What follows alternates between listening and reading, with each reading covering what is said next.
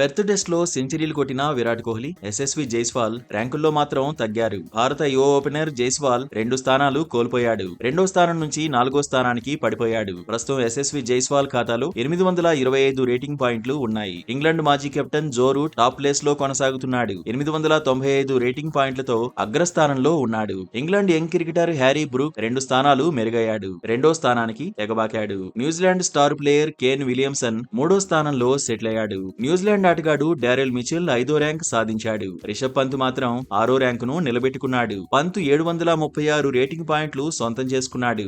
Virat Kohli 1 rank కోల్పోయాడు. 13వ rank నుంచి 14వ rank పడిపోయాడు. విరాట్ కోహ్లీ ఖాతాలో 673 రేటింగ్ పాయింట్లు ఉన్నాయి. టీమిండియా కెప్టెన్ రోహిత్ శర్మ 26వ ర్యాంకులోనే కొనసాగాడు. హిట్ మ్యాన్ సాధించిన రేటింగ్ పాయింట్లు 623. కేఎల్ రాహుల్ 49వ ర్యాంకులు, రవీంద్ర జడేజా 50వ ర్యాంకులు ఉన్నారు.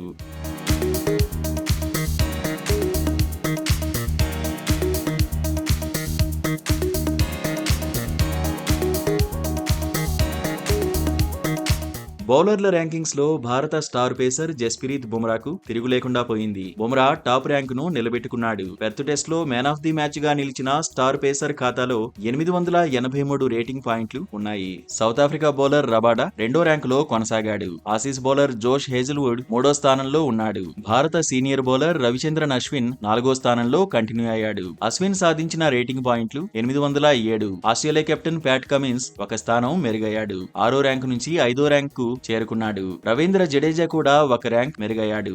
7వ ర్యాంకు నుంచి 6వ ర్యాంకు రీచ్ అయ్యాడు. ఆసీస్ స్పిన్నర్ నాథన్ లియాన్ 7వ ర్యాంకులో సెటిల్ అయ్యాడు. కుల్దీప్ యాదవ్ 19వ ర్యాంక్ సాధించాడు. మహమ్మద్ సిరాజ్ 26వ ర్యాంకులో ఉన్నాడు. అక్షర్ పటేల్ 40వ ర్యాంకుతో సరిపెట్టుకున్నాడు.